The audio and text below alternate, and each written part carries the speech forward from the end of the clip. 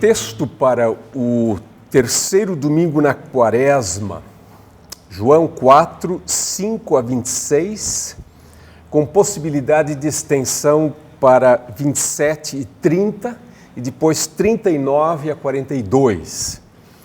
É uma narrativa conhecida, mas ao mesmo tempo um tanto quanto extensa. Por isso, a sugestão de terminar no versículo 26, que é possível e talvez nesse momento a gente consiga apenas ler até lá, mas o versículo 42 tem um interessante clímax também. Então, o texto está editado e, se possível, leia-se tudo, mas, não sendo possível, pode-se terminar no versículo 26. Esse texto vem logo depois de João 3, que é o texto do Evangelho para o segundo domingo na Quaresma, e não será possível fazer isso, mas é muito interessante ver o contraste entre João 4 e João 3. Você tem a fina flor, ou o grande representante do povo de Israel, Nicodemos, no capítulo 3, e agora você tem uma mulher de um povo desprezado, que são os samaritanos. Os demais textos para esse domingo, Salmo 95 e Êxodo 17, direcionam a nossa reflexão porque falam do tema da água. A epístola, que é Romanos 5, 1 a 8, ela nos garante que teremos um tema de Quaresma. As leituras de Quaresma, elas não querem antecipar a mensagem e a reflexão da Semana Santa e da Sexta-feira Santa. Quem garante isso, ou um mínimo de ênfase na cruz de Cristo, é sempre a leitura da epístola. Então, se você quiser ter certeza de que vai anunciar a cruz de Cristo, tome, de repente, o texto da epístola, Romanos 5, porque ele culmina com o versículo 8, onde fala que Cristo morreu por nós quando ainda éramos inimigos dele e assim por diante. Mas fiquemos com o texto de João capítulo 4. Ele começa no versículo 5 e, começando no versículo 5, ele fica um tanto quanto no ar. Inclusive, na Nova Almeida Atualizada, nós ainda não conseguimos arrumar isso direito. Diz assim: chegou então a uma cidade samaritana chamada Sicar, perto das terras que Jacó tinha dado a seu filho José. Quem chegou? Isso não está aqui no texto. Agora, se a gente começa a ler no versículo 5, seria interessante dizer: Jesus então chegou a uma cidade da Samaria, chamada Sicar, perto do terreno ou do campo que Jacó tinha dado ao seu filho José. Então esse é um episódio que não está bem documentado na Bíblia, mas existe alguma indicação nesse sentido lá em Gênesis 48 e alguma referência a esse local também em Josué 24. Jesus, portanto, está na terra ou na região de Samaria. Isso é comum no Evangelho de João.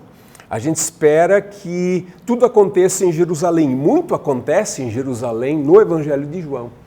Mas existe também aquilo que se poderia chamar de manifestação da glória de Jesus em território não tão sagrado assim, ou tão reverenciado como a Judéia. Jesus está na Galileia e nesse momento ele está na Samaria.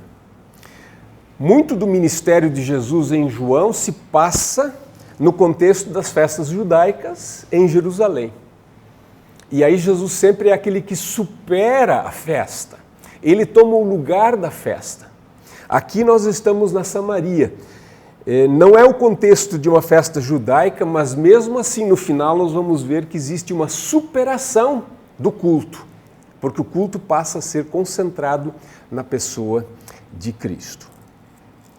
Esse então é o contexto aqui. Jesus passa pela Samaria.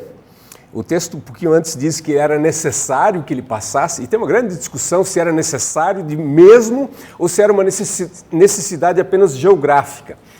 não havia uma necessidade geográfica, porque muitos judeus da Galileia iam à Judéia pela Transjordânia, evitando passar pelo território dos samaritanos. Então essa necessidade de Jesus é, no fundo, sim, uma necessidade teológica.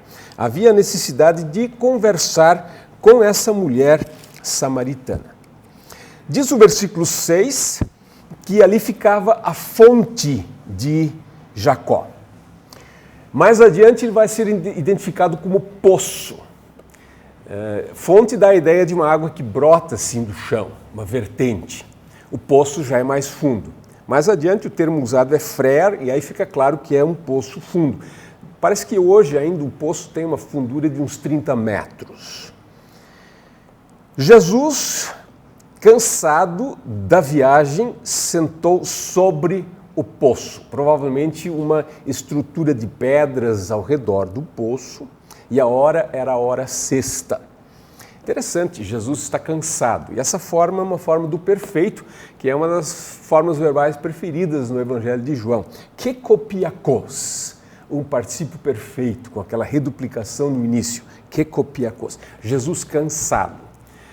O Evangelho de João é aquele que mais acentua a glória de Jesus e, ao mesmo tempo, acentua bastante a sua humanidade. Temos um Jesus cansado da viagem, ele senta e a hora era a hora sexta. Bom, que hora era essa? Nós estamos hoje colocando que era meio-dia. Haveria duas possibilidades de contar as horas, desde às 6 da manhã, seria então meio-dia, ou contar a partir do meio-dia, seria 6 da tarde. Normalmente as mulheres iam buscar água no final da tarde, mas tudo indica que, pelo momento em que Jesus está com sede e cansado, é uma hora apropriada, essa hora sexta, ser a hora do meio-dia. Nesse momento, então, vem uma mulher da Samaria, versículo 7. João usa várias vezes aqui o presente histórico, né? Erchetai, como se fosse uma coisa vívida que está acontecendo naquele momento. Então, veio uma mulher de Samaria tirar água. Provavelmente estava sozinha, e aí o pessoal começa a filosofar, ela veio sozinha porque não era bem vista pelas outras mulheres, então ela veio numa hora que ninguém vinha tirar água, digamos assim, na hora mais quente do dia. Tudo isso não está em si no texto, e a mulher, no fundo, não é o foco principal, embora o título da sessão seja A Mulher Samaritana ou algo assim, o foco do texto sempre passa a ser Jesus. Então ela vem para tirar água, e Jesus diz a ela, dos moi pein, dê a mim de beber. Aí Jesus está com sede. Isso se repetirá depois em João 19, quando Jesus na cruz diz, tenho sede. Os discípulos dele, ap elelyteisan eisten polin, hinatrofas agorazosin. Esse é um parêntese, explicando por que Jesus está sozinho. Os discípulos dele tinham ido para a cidade para comprar comida. Então aí temos esse ap elelyteisan é um mais que perfeito do verbo apertiomai. Então Jesus está sozinho ali. Versículo 9. A mulher samaritana responde, como tu, judeu sendo, de mim a beber pedes, mulher samaritana sendo eu. Então, ela sabe perfeitamente quem é esse homem, ele é um homem judeu, e ela o chama de judeu. Interessante, mais adiante no Evangelho, os judeus chamam ele de samaritano, no capítulo 8. Temos razão em dizer que você é samaritano. E em outros lugares ele é chamado de Galileu, que é quase gentil, né? É um judeu assim de segunda categoria. Mas essa mulher samaritana diz, não, o senhor é um judeu. Reconhece isso. E essa questão dos judeus no Evangelho de João é uma questão candente, é uma questão muito discutida, né? Sempre se discute essa questão, se João tem uma tendência antissemita. Isso hoje em dia é uma questão muito sensível. E, evidentemente, naquela época não se percebia isso dessa forma, como muitos intérpretes percebem hoje. Eu volto a isso mais adiante, se possível. Então, essa mulher diz, olha, como é que você pode pedir água para mim? E aí, de novo, João coloca um parêntese, seria quase como uma nota de rodapé. Como ele não tinha o recurso de fazer uma nota de rodapé, ele acrescentava isso no próprio texto. Ele diz, os judeus não se dão com os samaritanos. Então é evidente que isso é uma briga histórica de muito tempo, desde depois do cativeiro babilônico, que se acentuou no período dos Macabeus, um conflito intenso entre esses dois povos, judeus e samaritanos. Versículo 10. Jesus respondeu e disse, «Ei edes tendorean teu, kai tis estin holegon soi, dos moi pen, zi an etesas auton kai edokan an zoi hidorzon». Traduzido mais ou menos assim, se você conhecesse o dom de Deus e quem é o que está pedindo água para beber, você pediria e ele lhe daria água viva.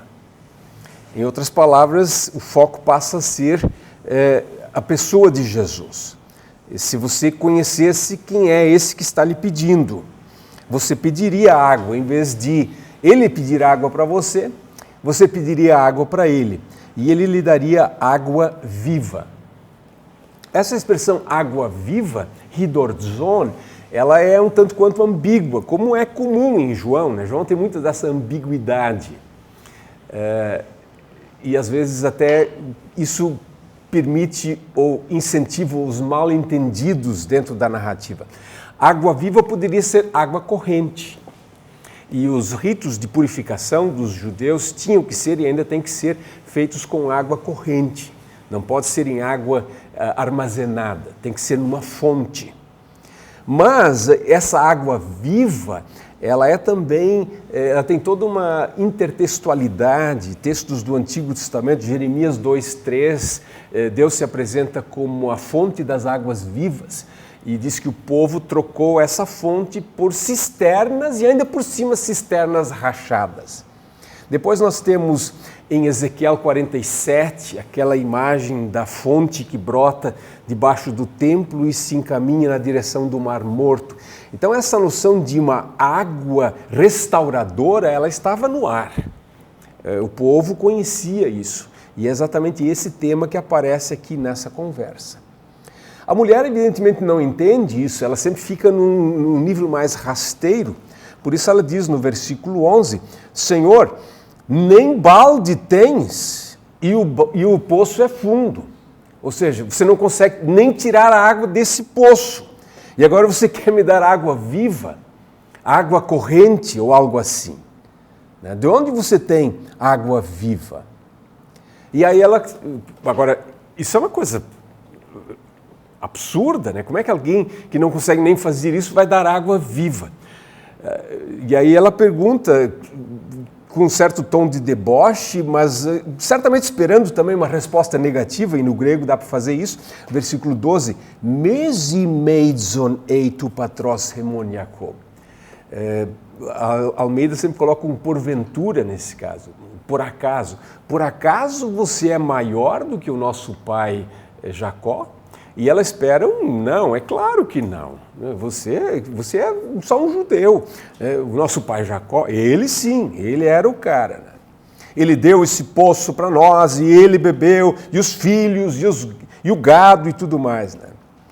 E aí Jesus responde no versículo 13, todo que beber desta água tornará a ter sede, mas aquele que beber da água que eu darei a ele, não mais terá sede eternamente, mas a água que eu darei a ele se tornará nele fonte de vida jorrando para a vida eterna. É um versículo longo esse 14, mas é interessante e importante.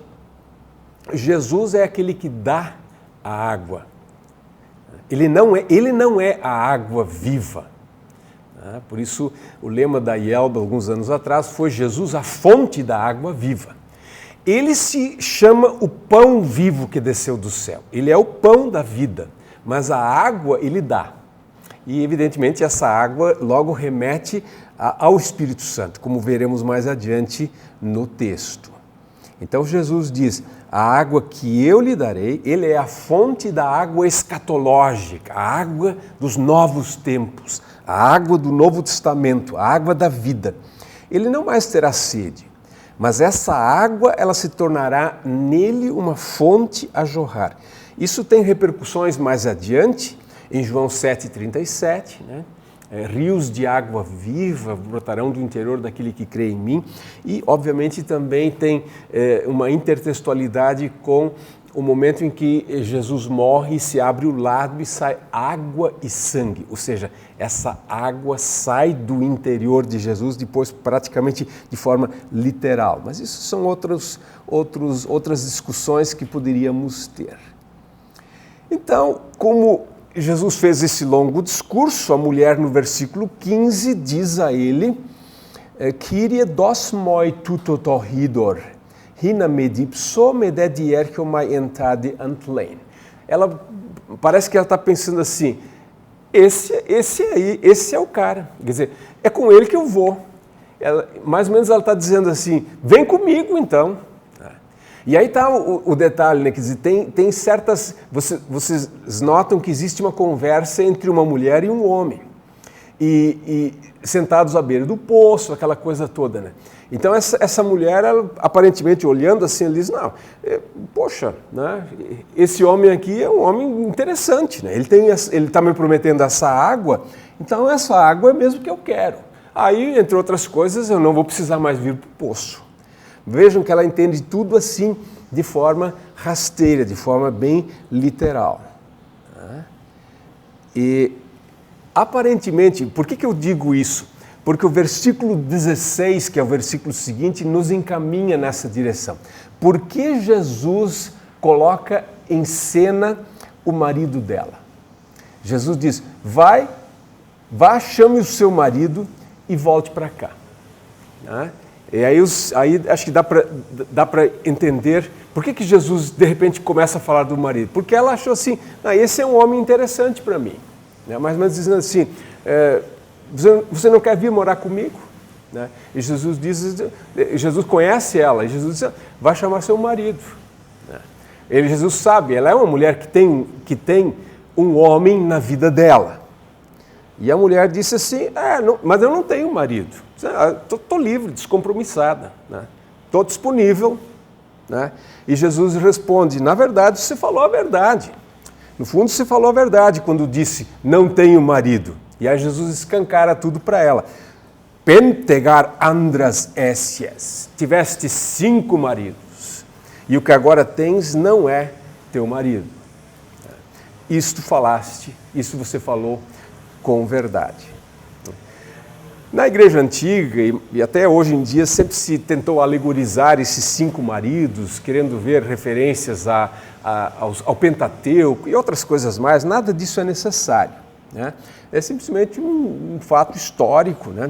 E o detalhe é o seguinte, em nenhum momento se diz diretamente que essa é uma mulher de má reputação. Mas, no contexto daquela época, o fato de uma mulher ter tido 5 maridos e estar com o 6º, que é mais ou menos assim, trocava de marido como se troca de camisa, isso naquele contexto, como de certa forma em nosso contexto hoje também, é evidentemente uma mulher que não tem uma boa reputação. Não é a mulher de um homem só. Havia uma vida mais solta, mais promíscua aqui em ação. E aí, obviamente, quando Jesus revela isso, a mulher diz assim, no versículo 19, Kyrie teoro hoti profetes eisi. Ela diz assim, mas claro, para saber isso aqui tem que ser um profeta. Ou seja, ela começa a perceber que não é um simples judeu que está na frente dela. Vejo que o Senhor é profeta. E ela diz, já que é profeta, vou aproveitar a oportunidade. Eu tenho uma grande dúvida, né? E tem a ver com o nosso culto. Nós temos essa longa discussão. Quem sabe o profeta, e aí havia toda essa expectativa de que muitas coisas, ou as perguntas sem respostas, seriam respondidas no dia em que aparecesse o profeta, ou um profeta. Havia cessado a profecia. E agora se esperava o profeta para resolver esses problemas. Os nossos pais, neste monte, adoraram. E vós dizeis que em Jerusalém é o lugar onde é necessário adorar. Ou seja, nós temos essa celeuma, nós estamos aqui instalados no Monte Gerizim, vocês estão lá no Monte Moriá, ou no Monte do Templo em Jerusalém, e cada um está argumentando, e eles até começavam a fazer remendos no livro de Deuteronômio, dizendo se era cá ou lá, né? O Pentateuco Samaritano tem lá umas emendas para dizer que é, de fato, no Monte Gerizim. Eles alteraram o texto bíblico para puxar a brasa para o seu assado. E agora, qual é o lado? Quem é que está certo nessa discussão toda? E aí Jesus responde no versículo 21. Pisteue moi, creia-me. Normalmente Jesus diz em João, ele diz, amen, amen, lego himin, ou lego soi. Em verdade digo a ti. Aqui Jesus diz apenas, creia-me, mulher, que vem a hora em que nem nesse monte, nem em Jerusalém adorareis o Pai. Pai é o nome, o termo característico para Deus no Evangelho de João. E Jesus diz, não vai ser nem cá, nem lá. Não é nem em outro lugar. E aí o versículo 22 parece assim um parêntese, porque a gente poderia continuar diretamente com o versículo 23. Vem a hora, e agora é, em que os verdadeiros adoradores adorarão o Pai em espírito e verdade. Mas tem o versículo 22, que é um pequeno parêntese, mas não é uma interpolação. Tem exegeta, acho que o Rudolf Bultmann foi um que disse, esta é uma interpolação. Por quê? Porque ela não condiz bem com aquilo que se vê ou se espera ver em outros lugares do Evangelho. Jesus diz assim, vocês adoram o que não conhecem. Nós adoramos o que conhecemos, porque a salvação vem dos judeus. Resoteria ekton judaion estin. Ou seja, antes de, ou ao mesmo tempo em que Jesus diz, não é nem lá nem cá, ele toma um partido, ele toma um lado e diz, histórico, salvificamente falando, a salvação vem dos judeus. E isso evidentemente está, Romanos 9,5, né? Quer dizer, o Messias, o Cristo vem de Israel. Isso é incontestável na Bíblia, quer dizer, ele é filho de Davi. Ele é descendente de Abraão. Então Jesus toma esse lado, ele deixa claro, o Salvador vem do meio dos judeus. Por que isso aqui parece uma interpolação? Porque aparentemente existe esse conflito entre Jesus e os judeus. Tá? Que na verdade é uma discussão intrajudaica. Não são gentios falando mal dos judeus. Por isso não tem antissemitismo nisso. É uma discussão intrajudaica, entre judeus. É Jesus, que é judeu, conversando com os judeus e contestando eles e discutindo com eles, que era uma coisa normal na época. O pessoal que se retirou para Qumran fazia a mesma coisa, não havia nada de excepcional nisso. E hoje os intérpretes ficam horrorizados, eles querem sanitizar o Novo Testamento, traduzir de uma forma que não pareça antissemita. Isso é um problema moderno que João e Jesus não conheciam naquela época. Em todo caso, essa é uma afirmação que mostra claramente que o Evangelho não tem um tom ou uma agenda antissemita ou antijudaica. Por quê? Porque a salvação vem dos judeus. E aí Jesus coloca no versículo 23, vem a hora e agora é agora, quando os verdadeiros adoradores adorarão o Pai em espírito e verdade. E é estes que o Pai procura para seus adoradores. Deus é espírito e os que o adoram, em espírito e verdade, devem adorar. Essa afirmação do versículo 24 também dá pano para muita manga, né? Adorar o Pai em espírito e verdade. O que é isso? Antes a pergunta era, vamos adorar em este monte ou em Jerusalém? Este en é locativo, é um local. Esse en pneumati também tem esse sentido locativo. A adoração se dá no Espírito, mas ela passa a ser instrumental, ela é através do Espírito. E a grande discussão aqui é se esse Espírito é um Espírito com E minúsculo ou um Espírito com E maiúsculo. Nós ainda temos deixado, por enquanto, aqui na revisão da Almeida, Espírito com E minúsculo. Adorar em espírito e verdade. Aí o pessoal diz assim, tem que ser uma adoração intensa, tem que ser, às vezes tem que vir do fundo do coração. Mas haveria outra forma de dizer, adorar de toda a tua alma. Essa é uma linguagem bíblica, mas não é isso que se está tratando aqui. Então, eu estou cada vez mais convencido, né, e já não é de hoje nem de ontem, que esse espírito aqui é espírito maiúsculo. Adoração em espírito, porque a água viva que Jesus dá é o Espírito Santo. Então, é Ele que possibilita, é Ele que capacita esse novo culto que é em espírito e verdade. E a verdade é Jesus. Então, é nesse sentido que essa nova adoração não é o local que é importante, mas quem gera esse culto, quem o possibilita, que é o Espírito Santo. E depois, então, no versículo 25 e 26 é a conclusão dessa perícope.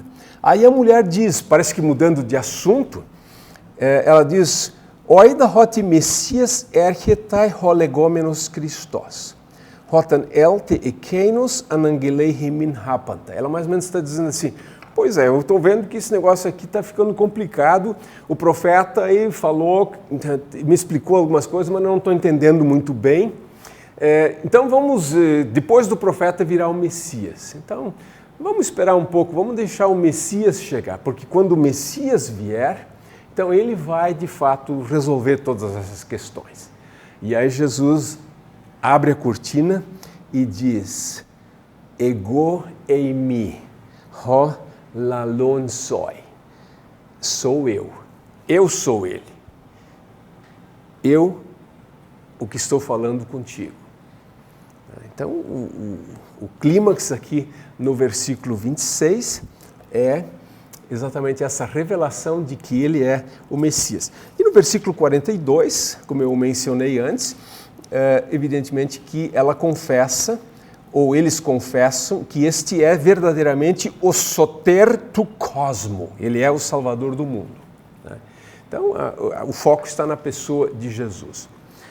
A gente poderia perguntar, e precisa perguntar ao final, já que estamos no período da Quaresma, qual é exatamente a conexão que isso tem com Quaresma? Em Quaresma a gente poderia esperar mais, digamos assim, a obra de Cristo, o caminhar dele rumo à cruz. Ok, isso tudo é possível, e como eu disse no início, o texto de Romanos, da Epístola, nos direciona mais para a cruz de Cristo. Mas, obviamente, que essa questão de água viva, o dom do Espírito, a nova vida no reino de Deus, o culto correto, a adoração em espírito e verdade, esses verdadeiros adoradores, o que nós somos hoje, evidentemente é fruto da obra de Cristo. Quer dizer, a sua morte na cruz possibilitou tudo isso. Ele pode nos dar a água da vida porque ele teve sede e morreu. E ao morrer, ele nos entrega o Espírito que é a água viva. Em outras palavras, esse texto fala, de certa forma, ou fala diretamente dos resultados da obra de Cristo. Aquilo que ele nos dá com aquilo que ele fez. Tudo isso que ele falou para a mulher samaritana e que ele nos dá também a nós, na medida em que nos dá o seu Espírito.